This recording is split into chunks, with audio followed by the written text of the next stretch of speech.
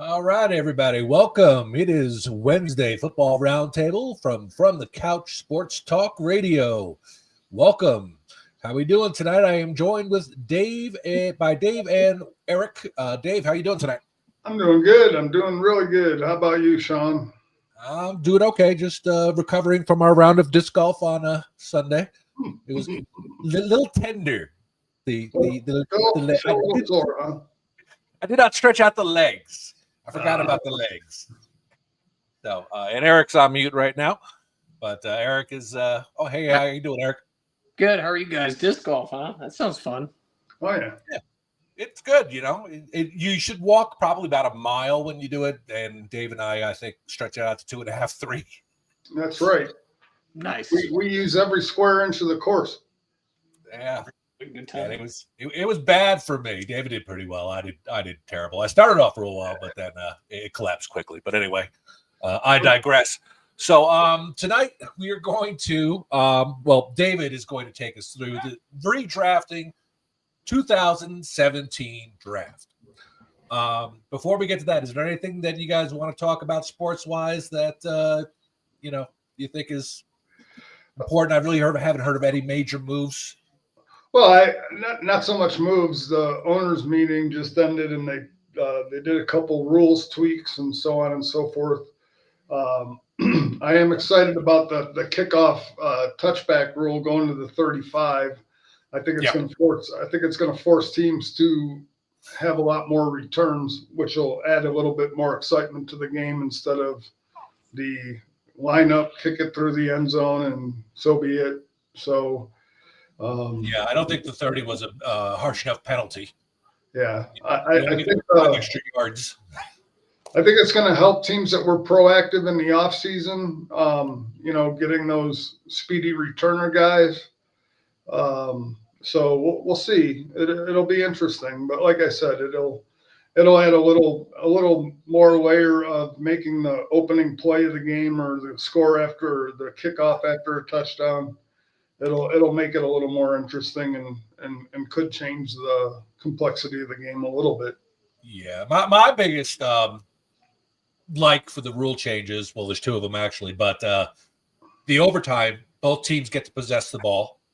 So it's like a playoff overtime, which I like because I always hated years ago, first team to score wins the game. So if you got the kickoff, got the coin toss, you can zip down, kick a field goal, game's over. I hated that. And then if you scored a touchdown, the game was over. Well, now both teams getting the ball, I think it just makes it a lot more sporting and better. Hold on, let me ask you a question on that.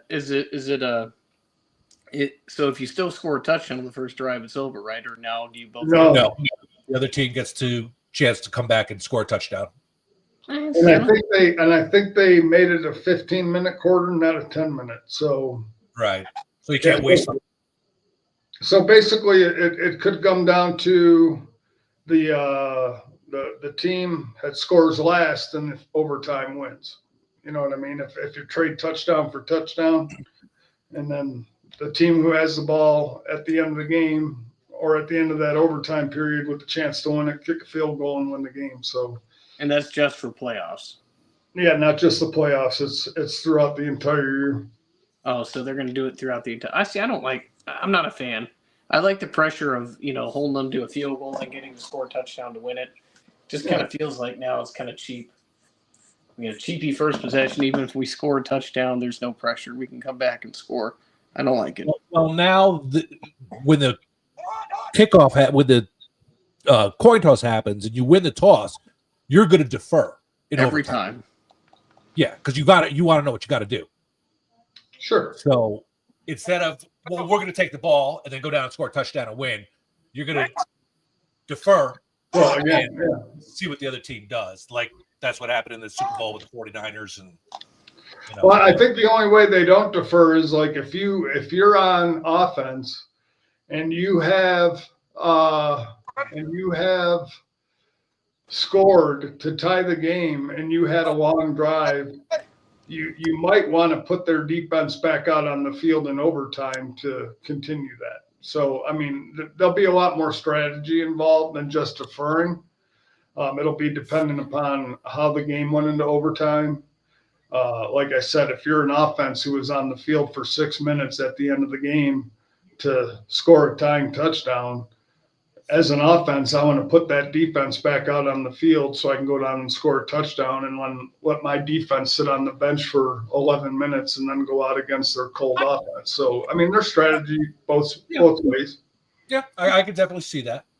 The Cowboys talking about the tush push. Everyone's been talking. It was really Green Bay who's been talking about the tush push, but that is staying in the game. I just don't like the idea of being. You can't push your defender into the line, but you could push your offensive guy into the line. I'm not a big fan of that. I don't think it's very equal. I think Mark Schlereth said it best. He goes, back in 2012, they banned the defense on special teams from being able to push the guy in to block the field goal, point or field goal. But now you're saying that it's okay for the offense to do that to score a touchdown. He goes, I'm not against a tush push, but you can't have it both ways. You either make a rule because it's you did it for safety purposes on special teams, but on offense you're allowing it just for the sake of more points being scored, or defenses have to be able to level the playing field a little bit. I think they're just going too far with offense advantage. I understand scoring is important, but I just think they're overdoing it. They're not giving defenses anything. So it's just my opinion. I don't care about the play itself, but make it make sense both ways. Right. Eric, do you want to comment about this and keep your rant under 5 minutes? I'm like a broken record. We just say it over and over again. No, I mean, it's the NFL. They just care about offense, and it's hard to play defense. As I can tell you, as an offensive coordinator, I like the challenge of trying to figure out all the fun ways to score, get splash plays, et cetera, et cetera. But, if I'm in the NFL and I'm looking at all the different rules that are against the defense, there's seems to be an inequity about how we do business, but really it's about money. And I suppose people want high-scoring games, even though the NBA ratings are starting to go down because they're too high-scoring games. 162 points in a game is just ridiculous. But the powers to be want it to be an offensive league and eventually want to put flags on everybody. So here we go. Let's put flags on everybody on when it comes to the defense and the offense. Like Katie said this over and over and over again. I think it'll come down to somebody breaking their neck, and then they'll change the rule back to banning it. But that's what it's going to take, unfortunately. Somebody's going to have to literally die on the field for them to realize that it's such a dangerous play. I know in high school we're not doing it, and I don't think we're going to do it just because it puts our kids in danger, and it's a dangerous play. We talk about litigating all the dangerousness out of football. I mean, give me 10 hip drop tackles over that play because that play is going to kill somebody. A broken leg, a torn MCL, those things will heal. They suck, certainly, but a broken neck could end somebody's life. Yeah, absolutely. And yes, Anthony was the Green Bay Packers at first who brought up the rule of trying to ban it. And I don't know about the Bills and Cowboys. Oh, yeah, no. Sean McDermott came out and he explained exactly what Eric's point was. He goes, we've used it. Philadelphia uses it. He doesn't dispute the use of it, but he goes, you got to look at things in a proactive manner, because while the injury data isn't there to support it, why wait until, like Eric said, somebody breaks their neck before you take care of it? Why would you wait for the injury to occur when you can prevent the major injury that could happen now? And I think that's the problem that I have with it, is the NFL is very hypocritical, and it's really not even the NFL, it's the owners, because they're the ones who have the deciding factor, the competition committee, and then the owners, the 32 teams. You had 16 teams that voted to ban it, and you had the other 16 who wanted to keep it. And, like I said, if offensive scoring puts money in their pocket, they'll do whatever they can, regardless of the outcome to the individual. And that's it's got to be 75% of the teams have to vote to have it a rule change. So it's like they're still 8 away. Yep. But my other one I like is they're actually going to use this technology, which we've had forever, to know if the ball reached the first down. And the chain gang is still going to be there, but that's going to be a backup, which I guess we're going to see, how that's going to work out. I'm not a particular fan of the chain gang. Mm-hmm. I think it's kind of antiquated. And, when you're marking it, the ref is marking it and then they bring it out, could it go by a link or two? It's so imperfect when you're trying to get everything perfect. And at least now this whole, 5 camera angles, we know where the ball is. Hopefully will help out. Okay. Yeah. Ready for an 18-game season. Yes, I am. The more football, the better for me. I mean, what's the difference if you have 3 preseason games or 2? You have 3 right now. You still have a 20 game season anyway. When you talk about preseason, I think and I've said this before, and Eric, you can talk on this as well. I think the only issue that I have with shortening the preseason and adding the extra game is you don't get real competitive football until week 3 or 4, because before it used to be 4 preseason games. You'd have your starters play pretty much 3 of them, gradually ramp up until the last game. Now, because you have a 90-man roster, you're going to have your starters play the first game, maybe a half. The second game, they go in and throw a couple passes and sit down. And then because you got to evaluate your talent. You got to evaluate the talent on your roster. So, like I said, by the time any real solid football happens, it's going to be week 3 and 4. And, a lot of things, an average team could end up starting, 1 and 3 or 0 and 4. And now they're facing an uphill battle, and a good team the same way. And a bad team, it's unfortunate for the product that you get at the beginning of the year. Yeah.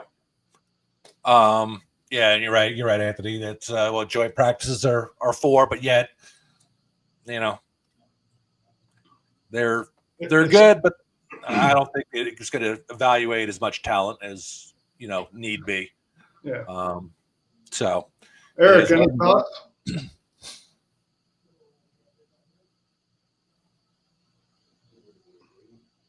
You there? He unmuted himself. Any thoughts on 18 games?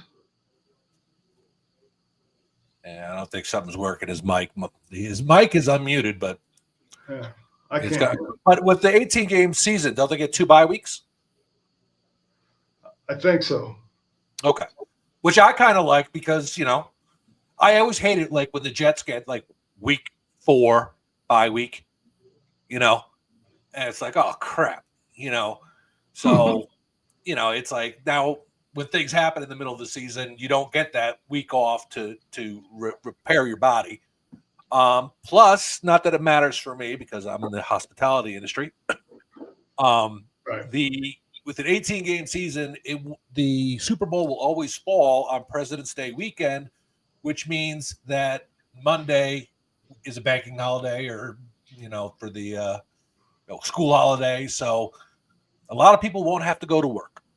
Yep. So that kind of That's does a it. good So, make it more of a party. Unfortunately, I'm in retail, so I don't get President's Day. Yeah. So David and I are working slaves. We don't get we don't get federal holidays and stuff. yeah. I need to Holidays go work. we work. I need to go work for the government. There you go. Exactly. Yeah.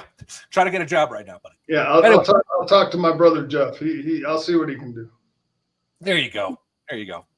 All right. So David, do we want to jump into redoing the Yes. 2017 draft? Yes. So basically, let me let's bring Eric back in. I'll bring him back in. Eric, you back? Yeah, can you hear me? Yep. Okay. Yeah. So I lost about a couple minutes of that. So Yeah. keep going. Did you have anything to say about the 18-game schedule before we move whether on? whether it's the chat or crappy play down the stretch, I'm exhausted by the time we get to January. So you want to stretch this out even longer? I'm not a fan. The players, they're obviously beat up and they've got their injuries, and we stretch out the season, and they're just going to want more money. Now they get paid, and their contracts are being inflated, so that having them play an extra week's not the end of the world. But as a football fan, it's a lot of football. Sometimes things are good in small doses instead of continuous doses throughout that never end, if that makes any sense. I understand. I know by the end of the season, like I don't even make it through Sunday Night Football, and half the time I just I see. check out I get that. I get Eric's point completely, but me, see, I love football, and so it always seems to me that like once the season starts, you wait for it, and it's here and gone so quick. It's like all of a sudden you're like, well, season's over. I mean, I don't mind more because what's going to happen? Obviously, we see the struggles that teams are having, a lot of teams, with the inflated salaries of quarterbacks in relative comparison to the salary cap. You add a game, you're going to get more revenue. You're going to get more revenue. That dollar value will go up, which I think will be able to offset the quarterback pay to spread that money throughout more positions. Okay. I think as long as people don't get crazy and start paying quarterbacks, like if they go to 18 games and the cap inflates to 320 million and they don't spend 120 million a year on a quarterback. I mean, again, I think the NFL has to, and the owners and all that stuff, they have to have a realization that you can't pay one player on your team, 25 to 28% of your salary cap and be competitive. Because again, it does end up catching up to you at some point. So we'll see. We'll see what happens. All right. And the last thing to quick just touch on, because I don't think we need to talk about this all that much because we've all been bitching about it for 3 years. But the Cleveland Browns finally did admit that Deshaun Watson was a big swing and a miss. Yep. Yeah. No argument. Shit. No argument here. I will say, I will give it to the Cleveland franchise. They did admit it. The first step to solving a problem is admitting there is one. Yes, but then they went ahead and spread the cap hit even longer, so they're going to be paying for this to the end of time. I didn't say they were smart. I said at least they admitted it. Who is the Mets guy that's still getting paid 20 years later? Oh God, I forgot his name, but yeah, he like retired and he's still making a bunch of money. Yeah. Yeah. This is what this is turning into. man, why couldn't I just be a lousy athlete? I mean, I am a lousy athlete, but a professional lousy athlete. So. Mhm. All right, David. So go ahead and start off with the redrafting of. Yep. So this is the redraft, the 2017 redraft. What I did is I have the draft order based on the original draft order. I didn't do it with the trades that were in place. I did it based on the original draft order with no trades going into the 2017 draft, trades that were made draft day, so on and so forth. So I want your opinions as I go through the picks. So based on the 2017 draft, and Anthony, chime in the comments and let me know your thoughts. The first pick was the Cleveland Browns. The original draft pick for Cleveland that year was Myles Garrett. Based on what we know today, Cleveland would have taken Patrick Mahomes with the first pick. Yes. I was in mine. I didn't really do mine, but I kept Myles Garrett where he was. And for one simple reason is that you have the number one pick in the draft. That has to be a successful pick. And that was a successful pick. The problem with the Cleveland Browns is they had a rookie quarterback playing in 2016. They sucked it. They didn't have a quarterback in 2017. And so their second round draft pick was Deshaun Kaiser. Deshaun Kaiser. Oh, yeah. Yeah. No, they were at the anyway. Kaiser, yeah. And so now they got another rookie starting at quarterback. Yeah. I mean, they just didn't address the need. Well, I just do it based on the success of the player, and I know Myles Garrett you can't argue with, but Cleveland with their quarterbacks, knowing now if they would have known then what Patrick Mahomes became, Patrick Mahomes is the pick. Let me give you real quick on Patrick Mahomes. This was on NFL.com in 2017, and they ranked the top quarterbacks.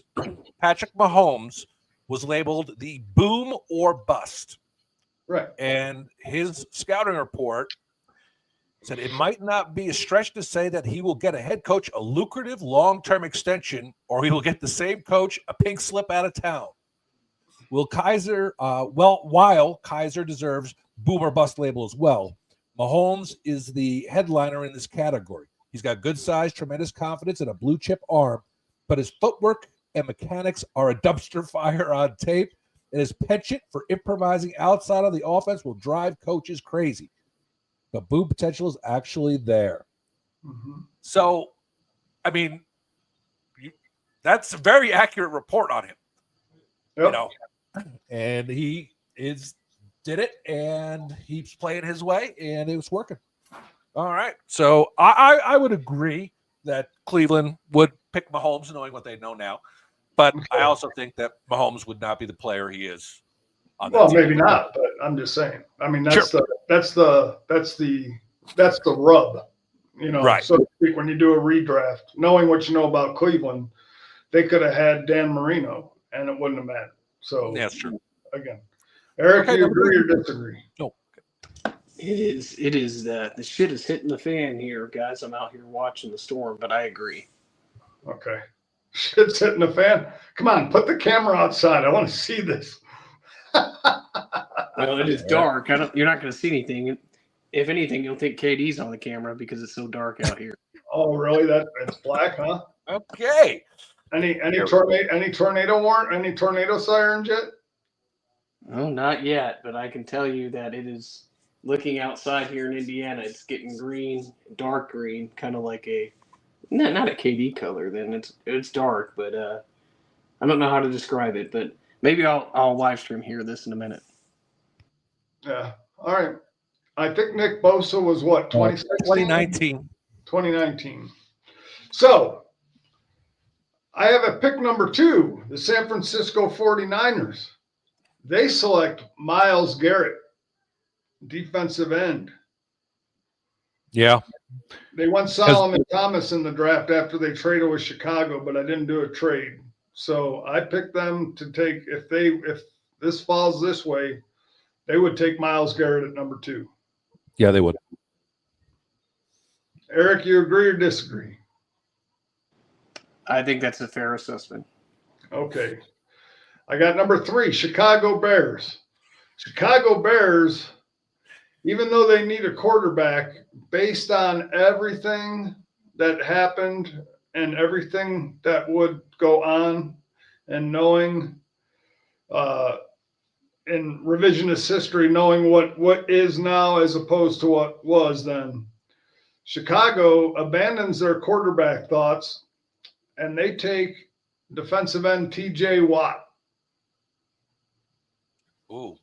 Okay. Wow.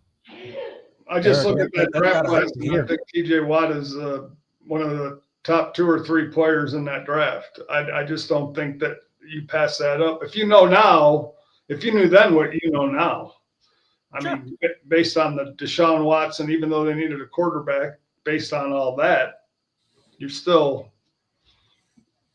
Yeah, and you know, you definitely know they wouldn't be trading up with San Francisco for Mitch Trubisky. Sure. I mean, what the hell? That's one of those draft moves I don't understand.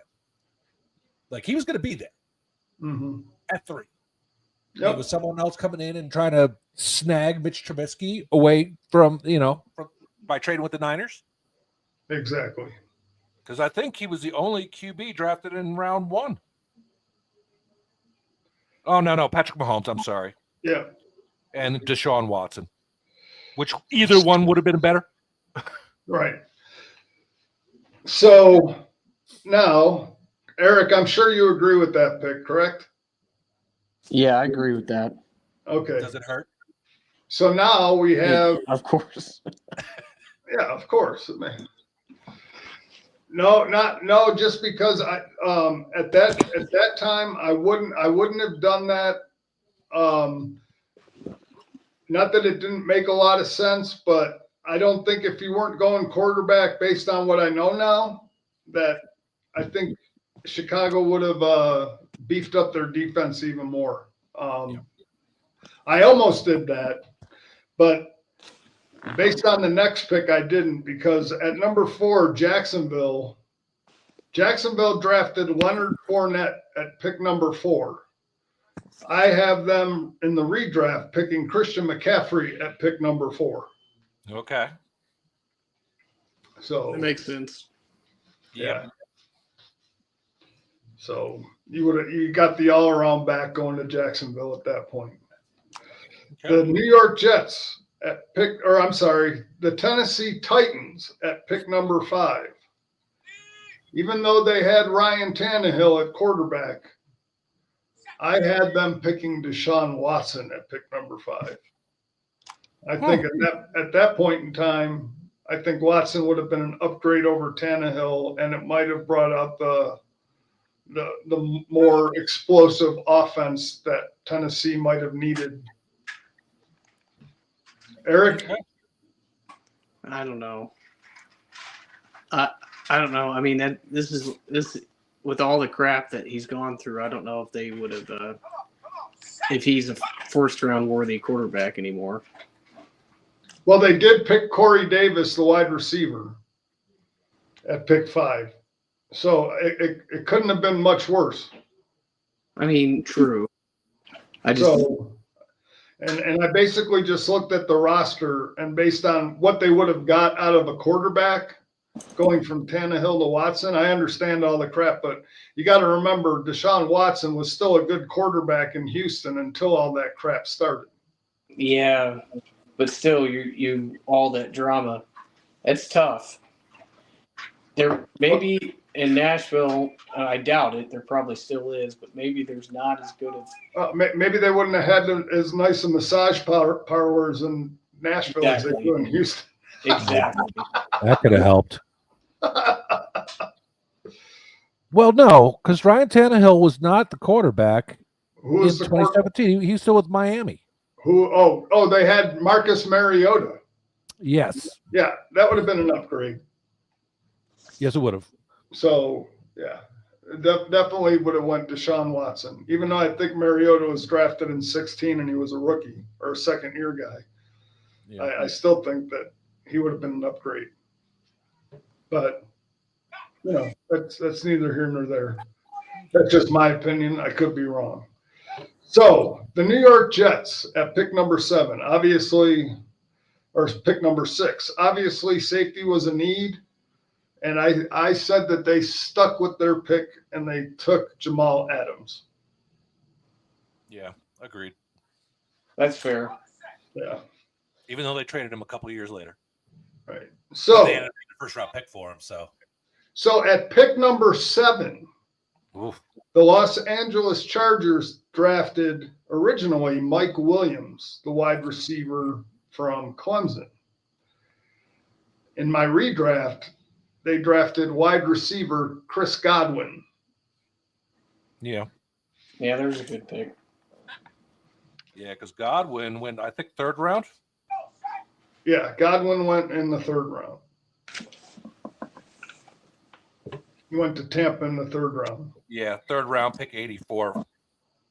So now here's where the draft flips flops, because Carolina ends up in this draft with Alvin Kamara Yeah. instead of Christian McCaffrey, because McCaffrey went earlier in my draft.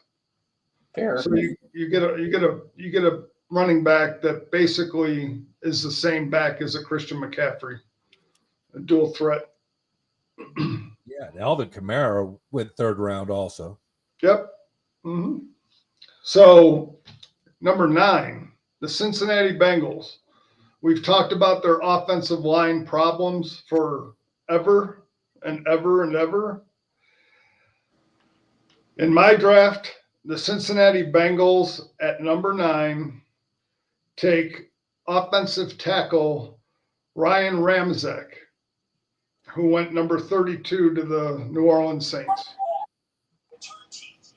Okay, that's fair. Because John Ross is still on the roster. What's that? John Ross is still on the roster. John Ross was awful. Yeah, He's not on their roster 9 anymore. catches for, I don't even think he's on their roster anymore. I don't think he plays football. He is. Are you serious? Well, he was last season. He was on their roster. Oh God, But he I'm only shocked caught- he was- that's shocking. yeah, no. Do you agree with that pick, or Eric? Do you think the offensive Solid pick. tackle? Yeah, I think that's a fair pick. Mm-hmm. So now at number 10, Buffalo doesn't trade with Kansas City because obviously Mahomes isn't there. So Buffalo took Tre'Davious White. I think Buffalo stays there, or if they stayed there, they would have taken Marshawn Lattimore, the cornerback that New Orleans drafted. I think at that point, Lattimore going to Buffalo. yeah, I think at that point, if cornerback was their need and they don't trade, Lattimore was the best of the group That's a fair pick. at that point. That's good. I said at pick number 11, the New Orleans Saints also went cornerback at pick number 11, who they took Marshawn Lattimore. So I said that they dropped one spot and they drafted Marlon Humphrey, cornerback, because the Saints most likely needed a cornerback when they drafted Lattimore. So, Right. Humphrey, that's a fair pick. Pick number 12, seeing as how they had Mahomes and they got Mahomes, I say Cleveland because that was their pick. They went up and they drafted Derek Barnett, the defensive end, because now they got their quarterback in Mahomes and now they got a defensive end in Derek Barnett. And that was Houston? No, that's Cleveland. Oh, Cleveland's at 12. They traded back down? No, that's their pick they owned. That's the pick they got pre-draft. They had Or they actually traded that pick to Philly during the draft.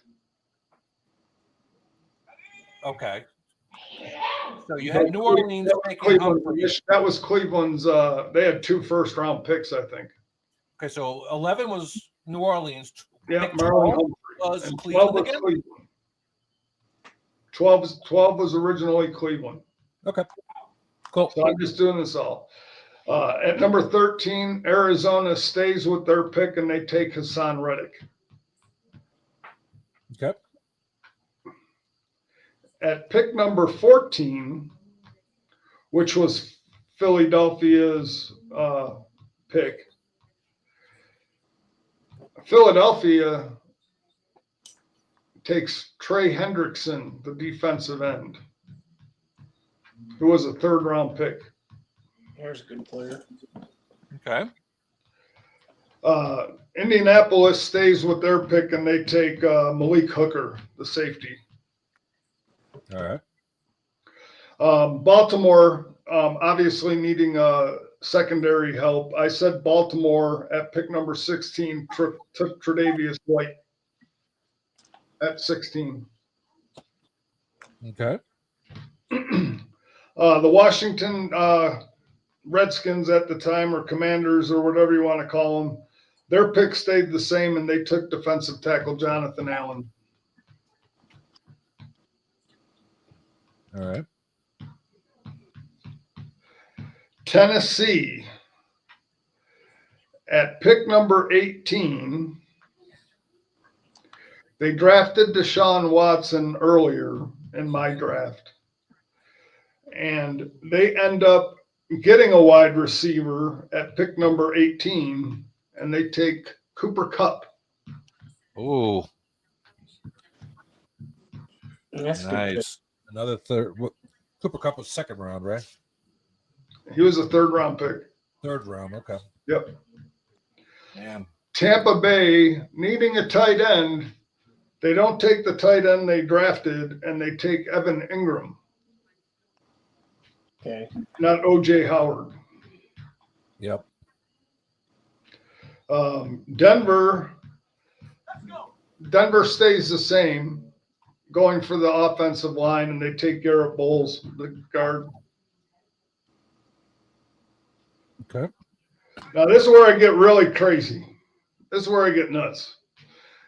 In the original draft, the Detroit Lions had pick number 21, and they took inside linebacker Gerard Davis. Me, in that same draft, they stuck with the same position, but based on his production and what he's done, the Detroit Lions selected Alex Anzalone. Isn't he there right now? He got healthy. He came back. He came back at the end of the year. I think he played the last 4 games. He's with Detroit though, right now. Yeah, Isn't he's with Detroit now. he? Okay. So I think they would have drafted him. The Miami Dolphins, they took outside linebacker Charles Harris. And based on everything we know today, based on everything that we know, based on the players and the position and the draft and who's in the draft, Miami at pick number 22 takes outside linebacker Matt Milano. Okay, fair. Yeah, I'll take that.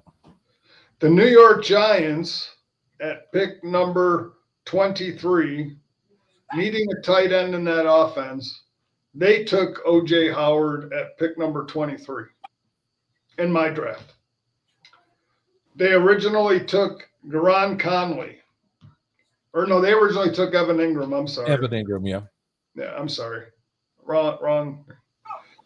So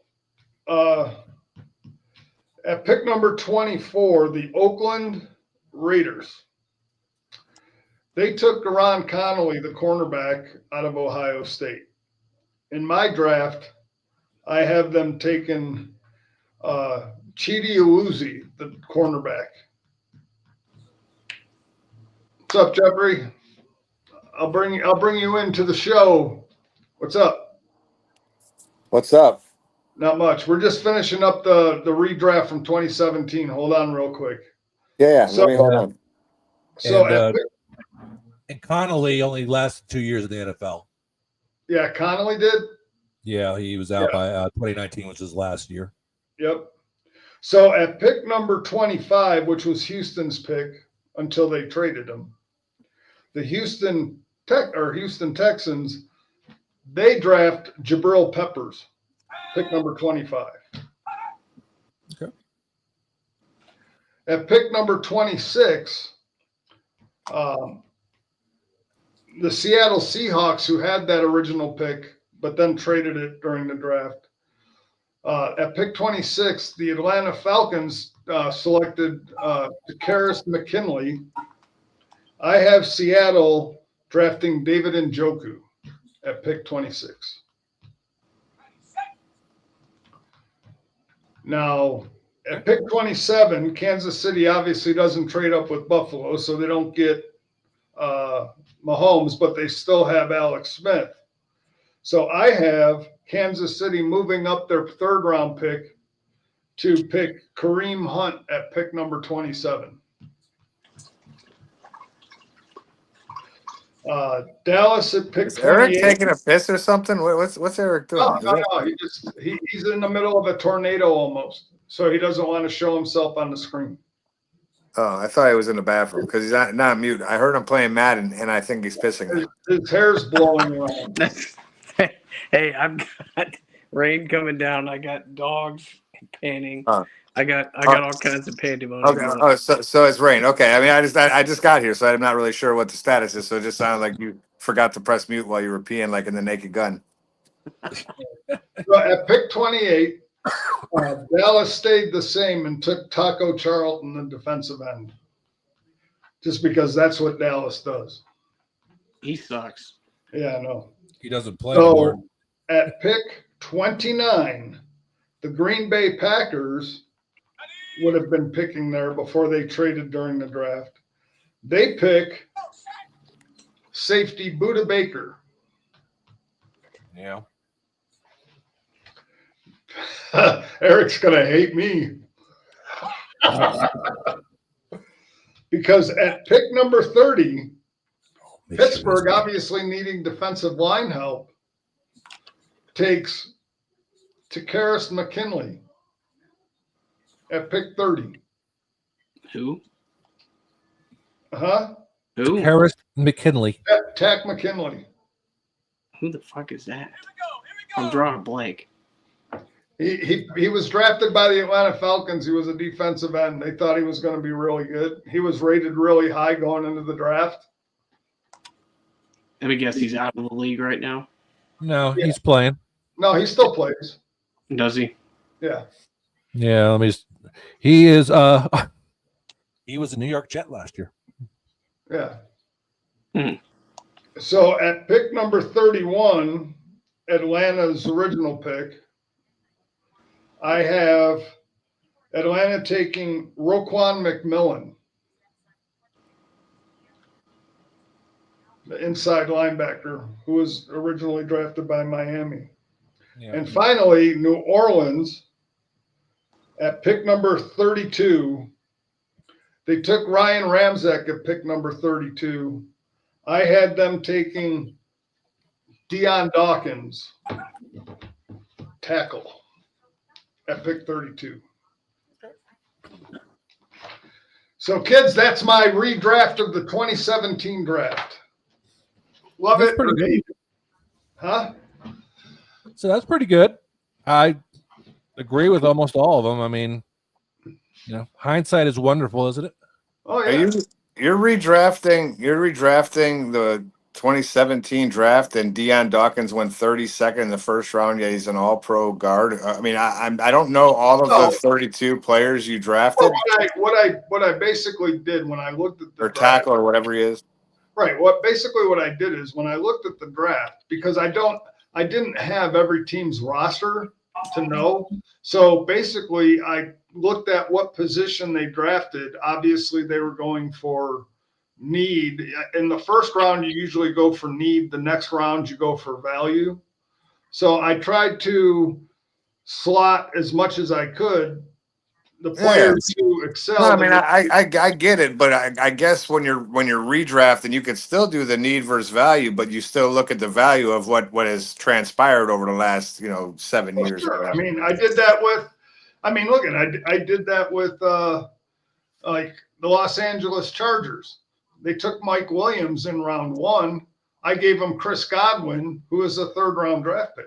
I'm not sure Dallas takes Taco Charlton when Deion Dawkins is waiting on the board.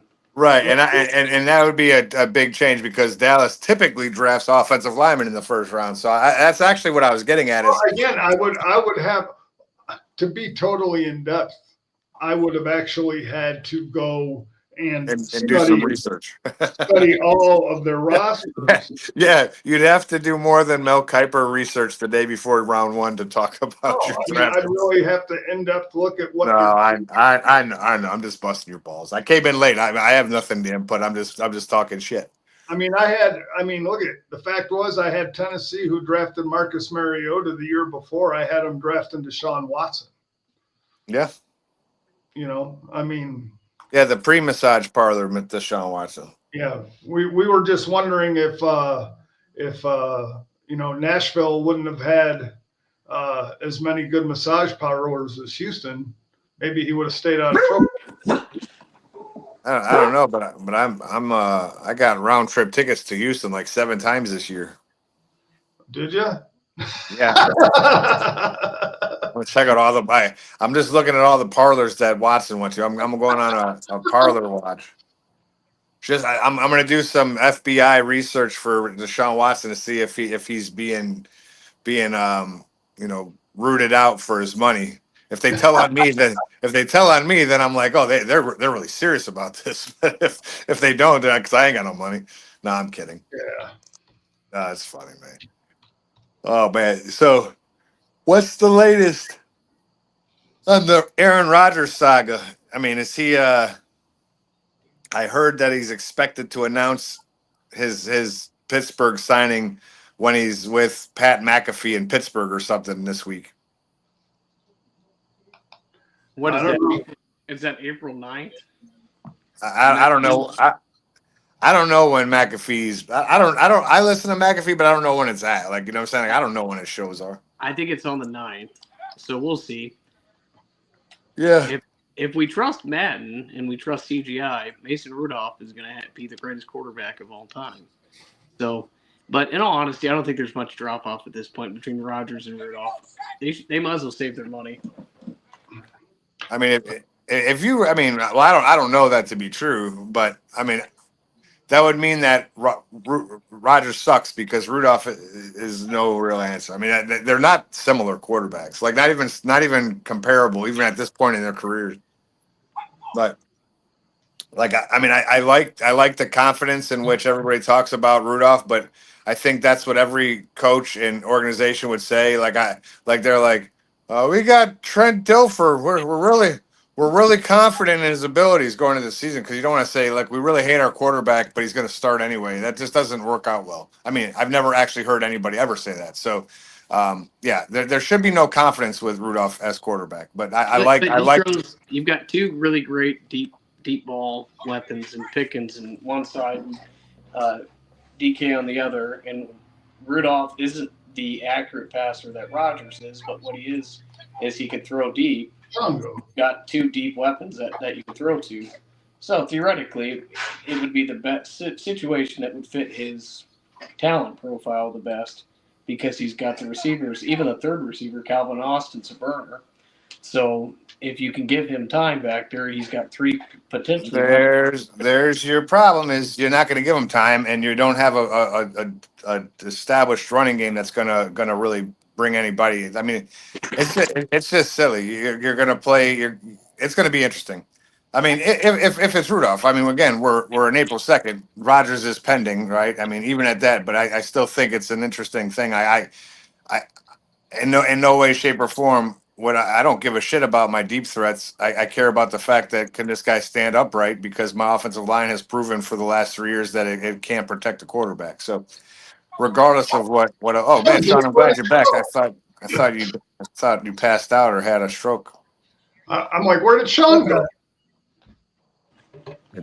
I just interweb. The interwebs. I was like, Hey, so I heard a rumor about Dak Prescott potential trade. Where was that to? Cleveland. That's I awesome. think you were looking at the April Fool's joke where they traded him to the Steelers. No, it was the week before. No. There's been, so I know Cleveland's been attached to a couple different expensive quarterbacks, right? Moving on from Deshaun Watson and a package deal, blah blah blah blah blah. But Dak Prescott was to Cleveland, and that's right. Him and even now, Kirk Cousins. But Kirk Cousins also been rumored to be a potential Steeler quarterback. But anyway,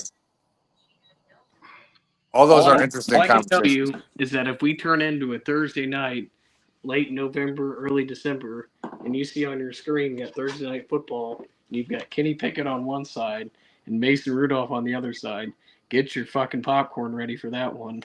It'll be an interception fest. 8 million view. No, it'll be a Boswell and whoever's kicking for Cleveland Fest, and it's going to be just shit show. I mean, and that'll be the week that I try to pick up Boswell if someone had to drop him because he was on bye the week before. Hey, I'm drafting Boswell with the first pick in the fantasy draft this year. I'm not even mad at you because, I mean, especially if you were considering drafting any Steelers player, it would be Boswell since he leads the team in points year after year. I mean, he's a good kicker.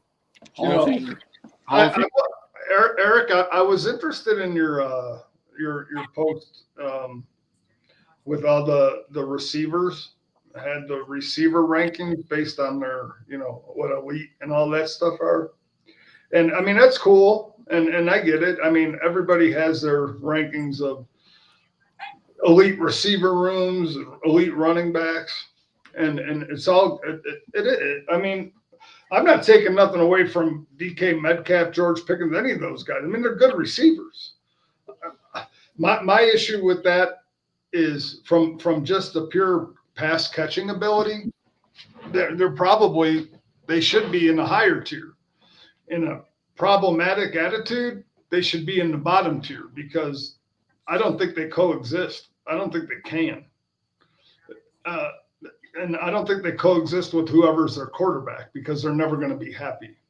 And I think that's the issue. When you talk about toxicity in a locker room or receiver room, that's the problem. That's the ointment that makes the glue not stick together is when you have two of those type of personalities in a locker room. I don't think it works, especially in the same wide receiver room.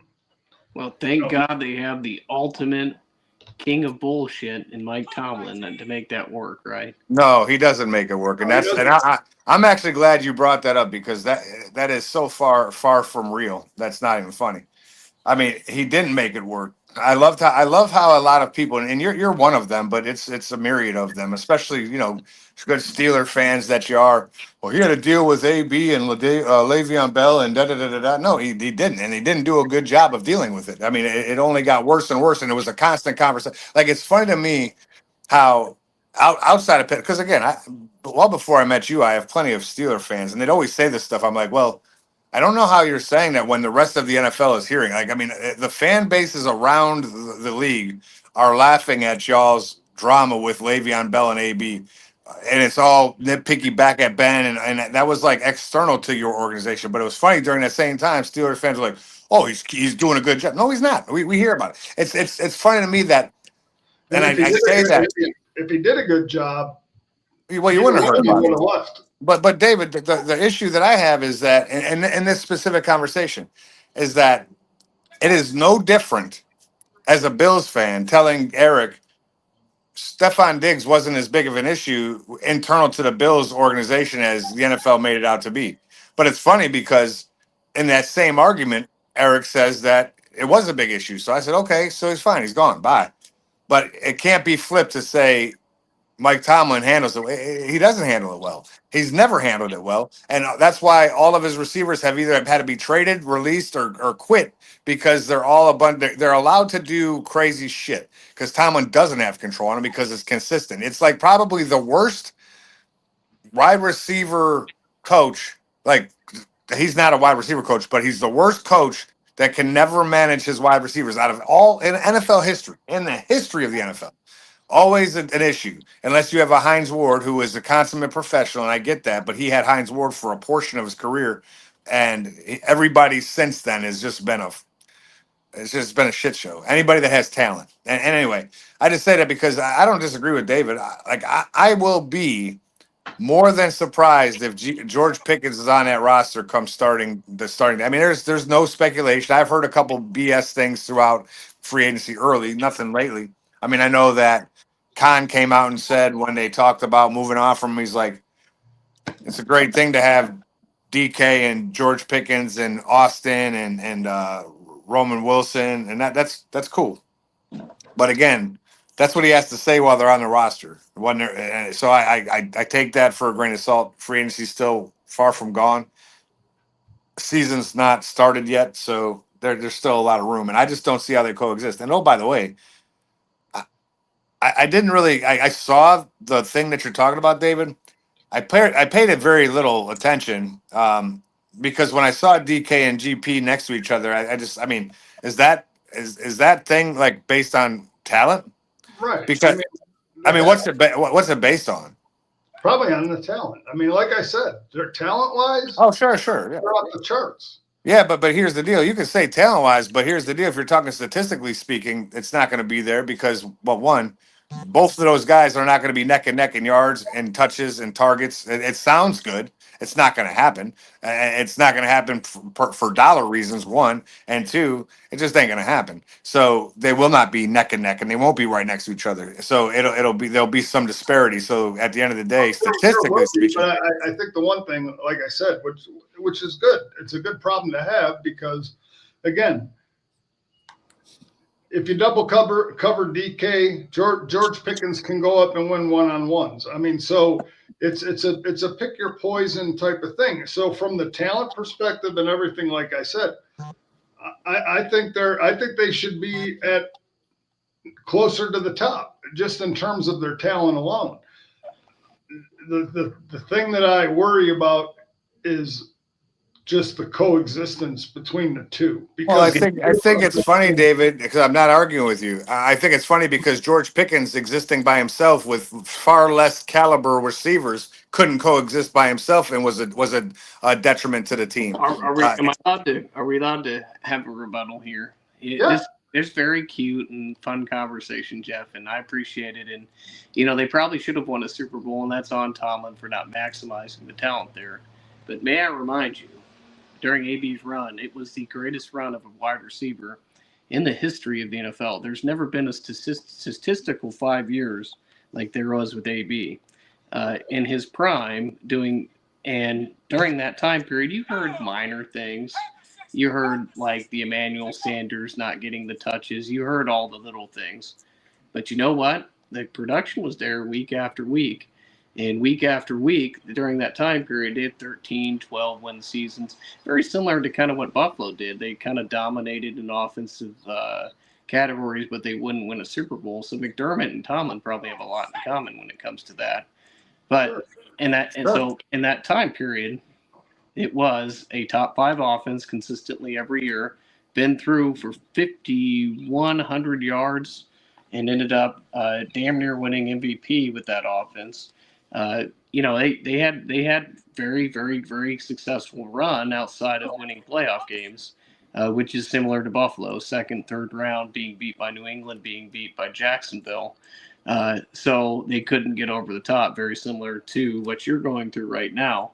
So I wouldn't say Tomlin didn't handle that. It's not like AB in year 2, blew up. And during that time period, and where you're going to have the success for George is you're going to have the juju effect, right? Because you're going to have DK who's going to get double teams. He's going to get thrown the ball. And George is going to be happy because they're both going to be 1,000-yard receivers, and George is going to I think. Well, I wouldn't say that, dude. I wouldn't. You said that last year about your running back. Hey, real, and Warren came damn near close to having that. One last thing, Eric, and I'll say this, and this is the issue. You talk about Emmanuel Sanders and AB. The difference between that is, yeah, AB might have been the issue. Emmanuel Sanders did not have George Pickens' temperament. And now you have the temperament of a DK Metcalf. But he's going to get the ball. George Pickens. He's going to get the ball. He got the ball last year and he had the temperament. He was the only thing. He was the only show in town. And he complained that he did not get every pass thrown his way. No, you don't sign a 35 yeah, exactly. Not to throw it here real quick. So I just want to make this very, very clear. I said that if AB wouldn't have lost his damn mind, AB probably would have been ranked in the top 5 receivers of all time. I mean, I think the only thing about it, I mean, the thing about AB that's amazing is the size that he was able to dominate. I've never once said that AB sucked, but I will tell you, you're talking about AB. I'm talking about a slew of your receivers. Since he is the worst controlled coach with receivers, there is nobody else. You can go find me a diva on a team. Cool. I can find you 7 on Pittsburgh, and it's all under Tomlin. So I mean, AB is an issue, but AB was an issue everywhere he went after he left. But there's from Martavius Bryant to, I mean, insert all of your wasn't drama. He was on weed. Like yeah, that's what it was. It was the weed. But listen, I mean, but there was drama. I mean, there was, and there's still more drama because there's other ones. So it's not just him. But all that being said, the comparison to the Bills is all good. I mean, it's fine. I don't care what that looks like. I'm not. I hope in no way, shape, or form did I come off to tell you, like, to stand here to say that like Sean McDermott's better. I just don't think Tomlin is. But that's not a Buffalo Bills, Pittsburgh Steelers comparison. And if you're comparing Tomlin to McDermott, I appreciate you already because you've now bent your knees to the Buffalo Bills because Tomlin was an all-time great. But here's the deal, right? No, I think that it's going to be a really interesting situation.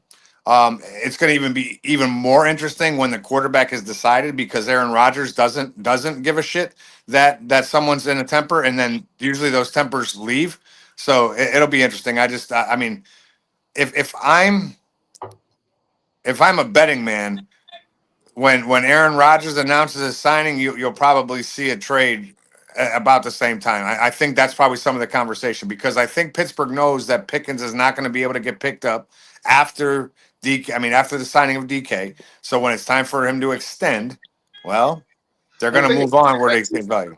I think the trade happens at the draft. I honestly think that's where. You know, if I was a betting man, I would say Randall Cobb and Alan Lazard.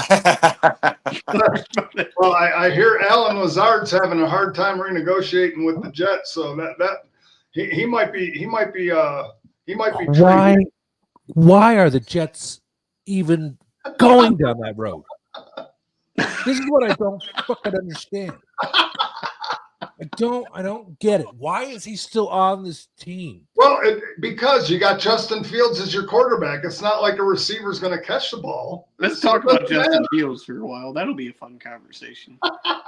Yeah, he's the starting quarterback next year. We already know that. Well, I think it's an interesting thing. I mean, I think the funny part is that he spurred the Steelers, which I think is funny. Which I could have told you, and I think if you go and play back what I said in when he got benched, I said he won't be with New because I remember that he's going to be the long-term plan. I said to you, Eric, when he got benched for Russell Wilson, I said he will not be back because he just got shit on when he was 4-2, and you're like, no, that was to me. I think that's it. But again, this is so funny to me that Justin Fields has a shot to start again. He is awful, but go ahead, Dave. No, I'm just saying. It says, can you see Pittsburgh trading Pickens for picks and sign Lockett? I could see it. I could see something like that happening. Absolutely. They know each other. They play well together, him and Metcalf. him and Metcalf never had an issue, and you lose that attitude, and let's say you trade Pickens for a second or a third round pick. I mean, you're not going to get like a first round pick for Pickens, but a late second or a third, sure, why not?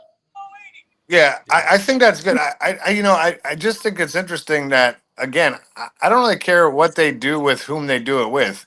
Until I know who's under center, it doesn't. I mean, I know it's cool to say I'm going to go pick up all the receivers. I mean, it matters, man. Like, I mean, I know you want to put talent around whoever's behind center, but here's the deal, man.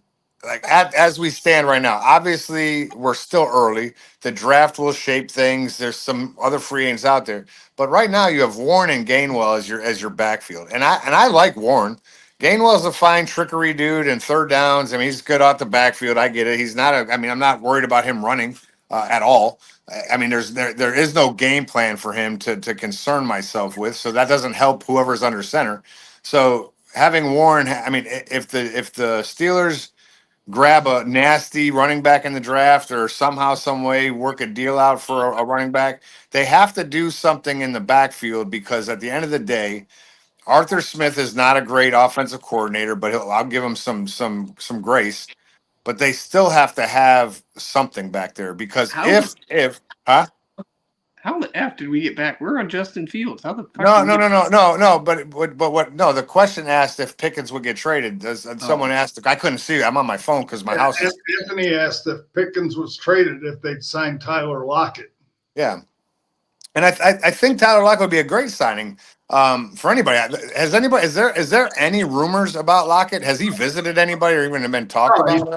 He's still coming off his ACL or his ankle or whatever the hell he messed up. So. Yeah. So here's the deal, and when it comes to, it's a very deep running back class. Probably get a guy in round 3 because it's a very talented class, and they'll get somebody who's can give you equal to Najee effort in the backfield, and it'll look the same. You know, you get the kid from Ohio State or whoever that ends up being. If Ashton Jeanty does fall to 21, they might go Jeanty at 21. Number 6. I think it's hilarious, Eric, to hear what you just said. I mean, I just love it because Najee is no longer on your team. I love what you said, because last year Najee was the dude. He was going to dominate, and now he's gone. So he's like, we're going to draft someone that's going to give us same Najee effort. But Najee Harris, up until he left your team or until you lost in the first round again, he was better than Nick Chubb. He was dominant. He was a stellar back. He was a this and a that. Now you're talking about going to the third round in a deep draft where you could get someone that has Najee Harris. It's just funny to me. I mean, I can't do that. Like, it's like, for me, if I say someone's golden right now, I'm going to say they're golden in 5 years, even if they're not a Bill. It's just funny to me how quick it changes when he's in a Charger uniform and he says something bad about you. My friend, I don't remember us talking about this. What, Najee Harris? Yes, I don't remember us talking about this. Oh my God! We talked about it all last year. Oh, You're man. 2,000-yard rushers. He was going to have 12 touchdowns. Let me defend the 2,000 yards receiver. If you look at Jalen Warren's combined yards, he damn near had a 2,000 or a combined yards is great. But combined yards, Josh Allen had about, think about how many swing passes that are just like tosses or just like. No, I get it. I mean, look, because that's what Russell Wilson did it against. He did the same play over and over against Cincinnati probably 45 times. And my thing is I don't. Hey, was Cincinnati a 32nd ranked defense? I think so. They were. Here, but my thing is this: I'm not downplaying Najee. I think Najee and Warren played good. I mean, I'm not. I don't think that Najee Harris was bad, and I don't think Jalen Warren was bad. But I think Pittsburgh play calling is bad. The toss was awful every time. Right, and so again. Oh, God, awful. I look at where Najee went. I look at the fact that you're going to find out what Najee's about. And I really wouldn't be surprised from a Pittsburgh standpoint if after the draft and see where things fall and see what they get and see who's available, that I wouldn't be surprised if a player like J.K. Dobbins doesn't end up in Pittsburgh.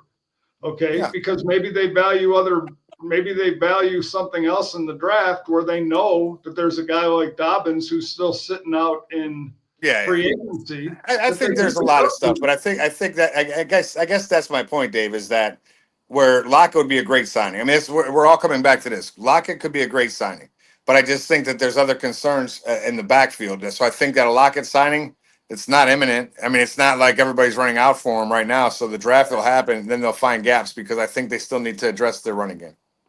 And I agree. I think what will happen here, and I'll give you a little tale here. Actually, in my first series in JV, I'm going to do I'm going to run to the right. I'm going to toss it to the right and lose 5 yards, and then I'm going to throw a crossing pattern for 5 yards, the Arthur Smith special, and then I'm going to punt on 4th and 9, which would be amazing. So I've already been counting the days until I get to run those 3 plays. When it comes to the signing, I think a Lockett could be possible if you get Aaron Rodgers, you trade George Pickens for a 2nd-round pick, draft Trevion Henderson or whoever in the 2nd round as a running back, or if the draft falls and you don't have Aaron Rodgers and you have to get Jackson Dart, and then in round 3 you need a defensive lineman because Baltimore ran it down your ass. Then I could see at that point Lockett being a less priority, keeping Pickens, and then Nick Chubb comes in and runs for a resurgent 1,400 yards. You know what? I'm glad we're talking about the draft because this is a great segue. Because as part of this show, and I want to thank Jeff for showing up, this is his favorite part of the show. We are going to do what? We are going to do the first round mock draft presented by. Here we go. So here we go. Yeah. Hey, listen, real quick, as you mentioned that, but I'm going to run. No, But you're not. oh no, I am. No, you got to stay. No, I'm not leaving. I really have something to do. But more importantly, I don't have shit on a mock draft. Like I don't have any. I'm on my phone. I can't even see the screen. My computer room is trashed upstairs. That's why I'm on this. So as much as I'd love to do the favorite part of the show, I'm not. But I love you guys anyway.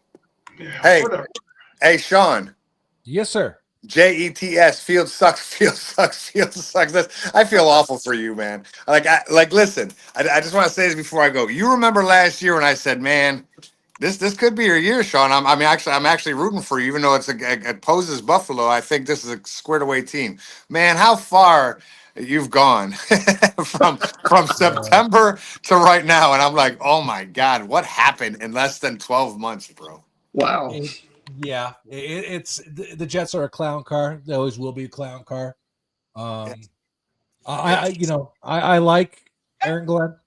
I don't think he's gonna be able to do anything. I think until Woody sells the team, it's over. Yeah, it's going to be interesting. I'm excited for him. Hopefully, the team has buy-in. I just don't know. I just think Fields is a horrible football player. In my mind, not horrible football player, just not a good quarterback. But anyhow, we'll see. Well, he's good at half the run. So Oh yeah, every play. Yes. Yeah. All right, guys. Well, listen, have fun with the draft. I'll tune in, but I really can't see the screen, Dave. I can't see nothing. I got to run over here. Whatever. All right. Y'all be good. Enjoy the mock draft. All right, Yeah. Jeff. Dave, you enjoy the mock draft too. I'm gonna hop off here. Have good mosh pitting. Later. I'm gonna listen in here on your mock draft here, Dave. Okay, I'm gonna hop off too. All righty. All right. All right, Sean. It looks like it's me and you. Okay. Let's flip through this and then let's get off here because I'm getting hungry. Yep. You got it, buddy. So let's go into our mock draft. So Tennessee Titans with the first pick. No brainer. Cam Ward. They're going quarterback. Which one do you think? Cam Ward. Cam Ward. Boom. Cam Ward to the Tennessee Titans. We got pick number 2, the Cleveland Browns. Decisions. So do we think Cleveland takes the quarterback? You know, the smart move at this pick is going to be Abdul Carter. That would be, that would be the smart move. But this is the Cleveland fucking Browns. Shador Sanders. What do you think? You're taking Shador? I would, Cleveland's got to do something, and they're idiots. Yeah. I'm going to tell them, I think they take Shador Sanders too. Not that I think it's the best thing for them. Let's put it down. Might as well. I mean, this is what they do. Yep. The New York Giants. Oof. The New York Giants, I think, take Abdul Carter. I would. If he's up there at 3, I think they're going to take him. Yep. New England Patriots. I would go for Travis Hunter. I mean, Yeah. it's not one of their top needs, but they need it. And with him and who's he on the other side? Good, Gonzalez, right? Yeah, they got Christian Gonzalez, but they're going to use him as wide receiver and Right. So Jacksonville, this is interesting. I really think they need offensive line help. They need to keep what's his name? Trevor Lawrence to be upright. Yeah, but they also are terrible in the secondary.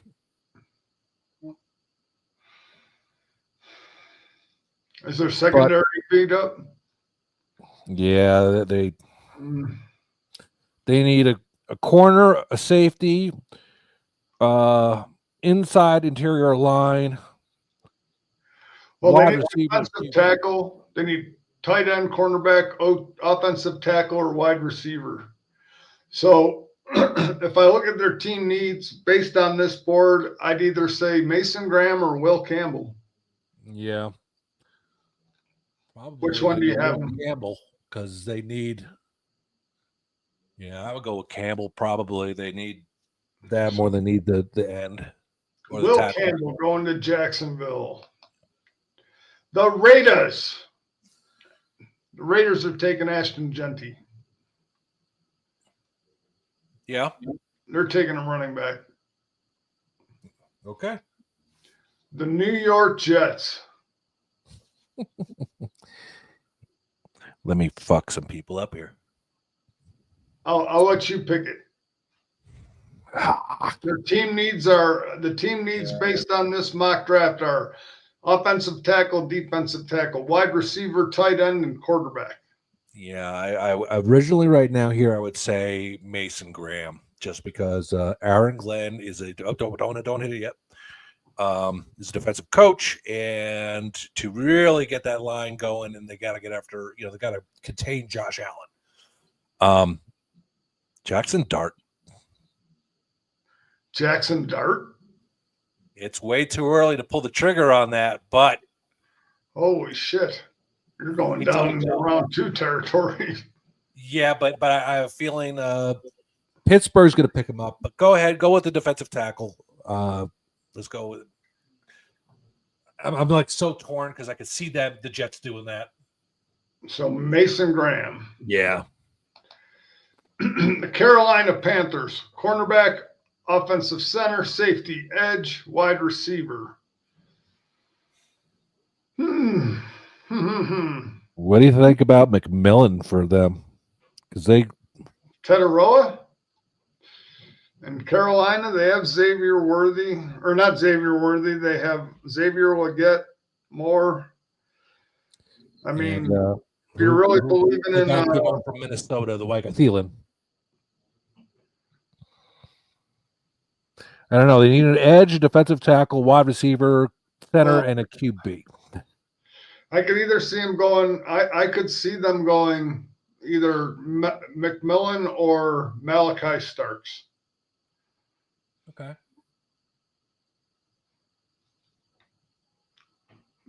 If they believe in Bryce Young, you give them more weapons, and I'd take Tetaroa and McMillan. Yeah. So we'll give them McMillan here. Yep. All right, now let me screw up the draft. because the New Orleans Saints at pick number 9, Jackson Dart. Oh wow. Yep. Okay, so the Jets at 7 was crazy, but Well, I look at the Jets as they signed Fields to a 3-year deal. The Saints are not enamored with Derek Carr, and he's getting old and he's expensive. yes, and I So I totally look agree. at it as a preemptive move to get ready to replace the quarterback. Okay.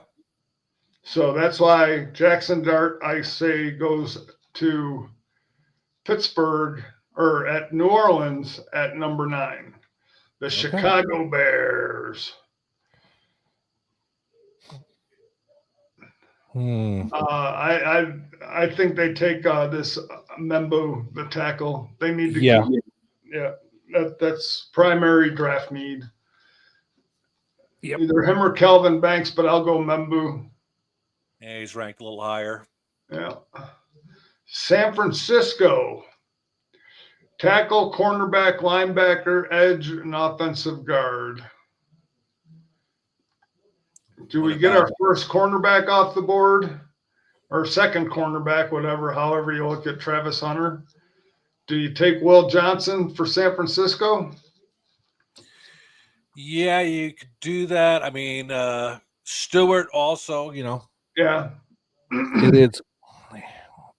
But I would go. That's a top. cornerback in the draft, I would take the corner. Yeah. And they lost, they lost Chavaris Ward. So yeah, I'm gonna say cornerback here. All right. All right. The Dallas Cowboys. Jesus. I think the Dallas Cowboys go wide receiver, and I think they take Matthew Golden. Okay. They need somebody opposite of they need somebody opposite CeeDee Lamb. They have no one. Yep. And yeah, so I'm going to say Matthew Golden goes here.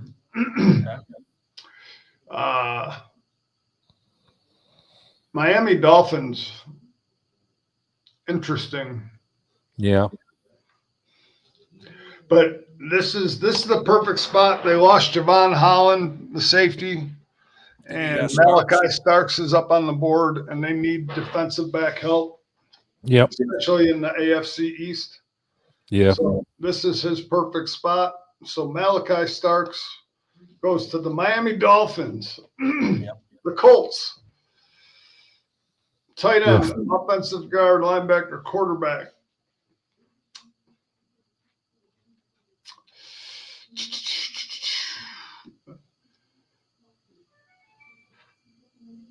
How about Tyler Warren from Penn State? Who's that? Tyler Warren, Penn State. Tyler Warren. All right. You pick it. You call it. Tyler Warren to the Colts. The Atlanta Falcons. Cornerback, defensive tackle, edge safety, linebacker. The Falcons. I say they go Shamar Stewart. I would say, yeah. I agree. The Arizona Cardinals. Who just signed Calais Campbell today? Yep. So do you get Mikhail Williams, the edge? Or do you, and they just brought Hassan Reddick back. Yeah. I don't. Or, well, no, I don't think they would do that. I think that would be too soon. Well, maybe not. They lost Rondell Moore. They have Harrison Jr. and Greg Dortch. What about Tyler? Do they take Igbuka from Ohio State, or do they go edge and take Mikhail Williams?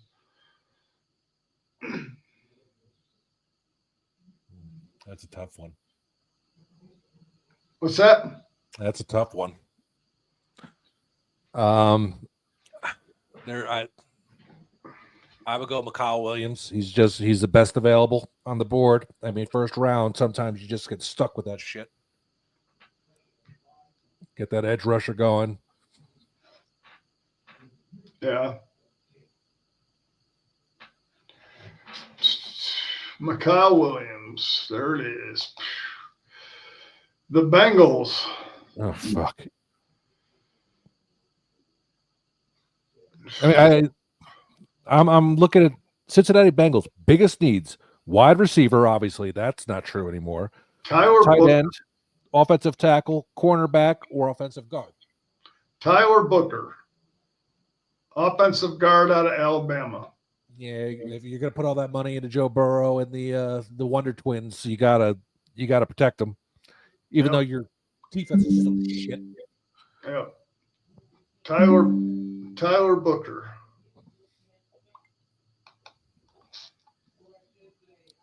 Now, the Seattle Seahawks. Guard, tackle, wide receiver, cornerback, and edge. I don't think they need the quarterback anymore because obviously they got Sam Darnold. Seattle takes Emeka Ibuka to pair up with JSN. Yep. 2 Ohio State wide receivers. There you go. Sam Darnold needs a target. Yep. The Tampa Bay Buccaneers, cornerback, safety, edge, linebacker, and defensive tackle. Jalen Walker or James Pierce.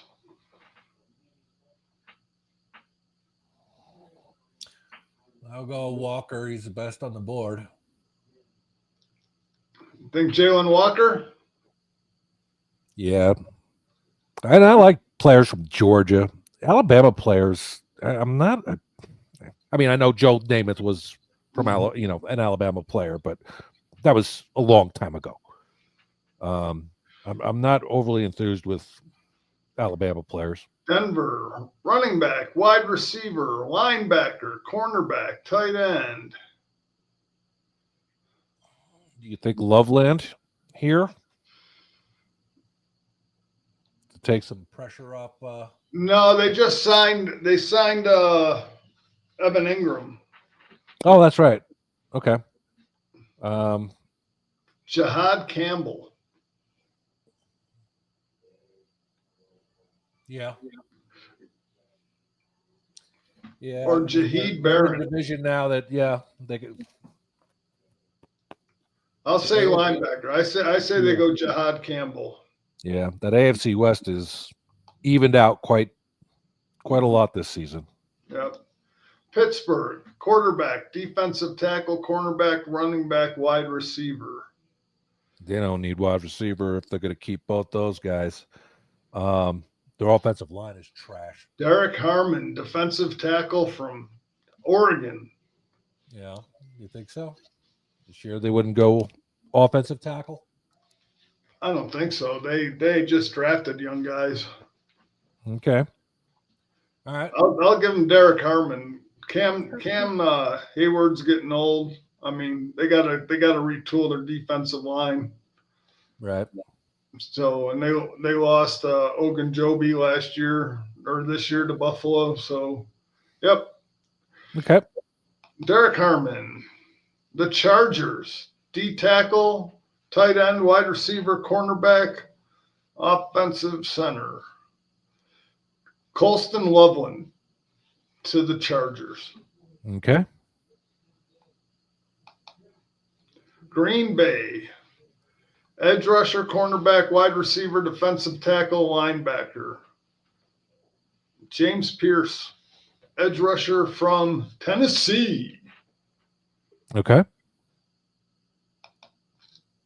Minnesota, safety, cornerback, guard, edge, running back.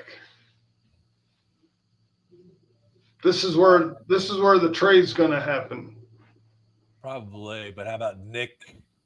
I'm gonna worry. Buffalo's going to trade down from 30. Minnesota only has 4 draft picks in the draft. Oof.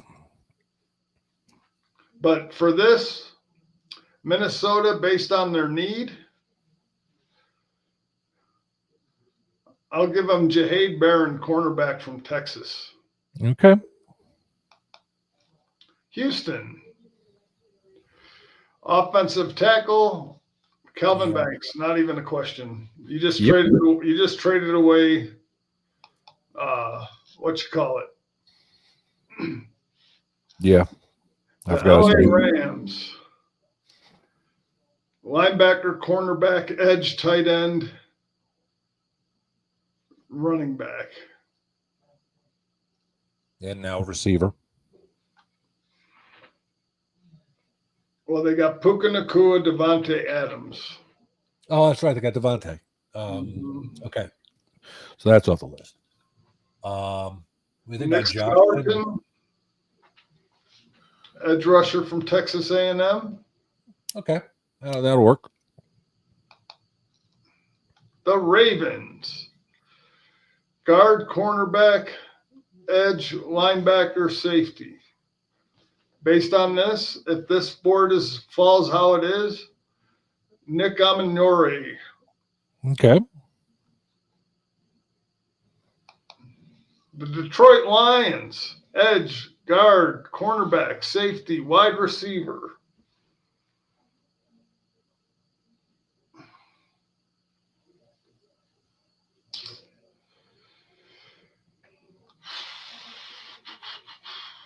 Luther, Yeah.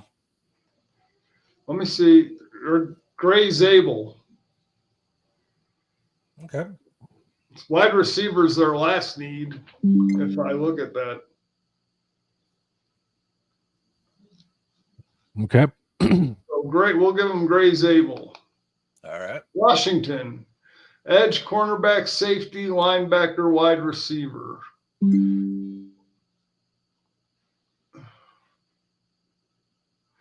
Siobhan Ravel,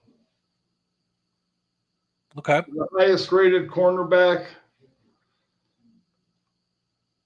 Left. Yeah. Buffalo at pick number 30, cornerback, defensive tackle, linebacker, edge, wide receiver.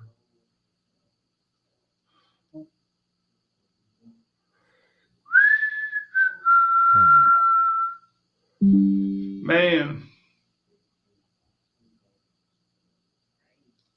Defensive tackle. yep. I'm just trying to pick which one.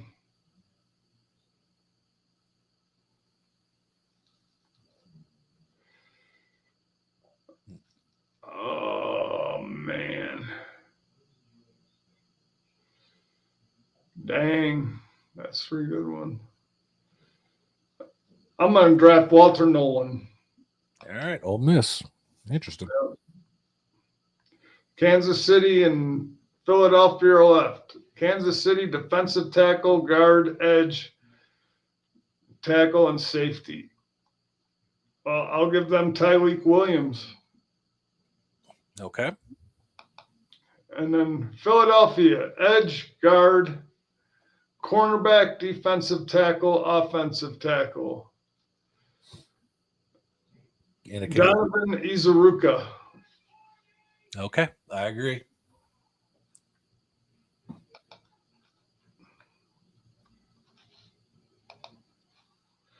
I want to take a picture of this because this is going to be our last mock draft before the draft.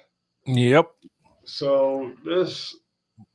All right. While you're doing that, I'm going to start to wind the show up here. I want to thank everyone for watching. Sorry, I wasn't really watching the comments while we were drafting, just because I had to blow it up full screen to see it. Anybody have anything to say different? Paul Dart would make me quit football, even though he had a great career. Dart would make me quit football. Come on, Paul. Don't be that guy. There you go. Yeah, that one had to hurt a little bit, but see, I got the Jets going up and getting them, but yeah, you never know. Yeah, Anyway, it's going to be interesting. so we are now 22 days or 21 days, 22 days away from the NFL draft. We will be doing our draft while show live when the draft is going on for first round. We encourage everyone to come on, and that's like That's one right. where like everybody. So We make it a party, so come on. It'll be Yep. fun. be sharing that little link there, and you could all come on in and Instant don't have it- analysis. yep, and we could all commiserate or celebrate. And laugh at Sean and laugh at Eric. You'll And definitely laugh do at that Paul. me. I don't want to make Paul quit watching football, but Yep. All right. Well, we're going to wind it up here. Thank you all for watching, and Yep. we will see you next week from the couch. from the couch.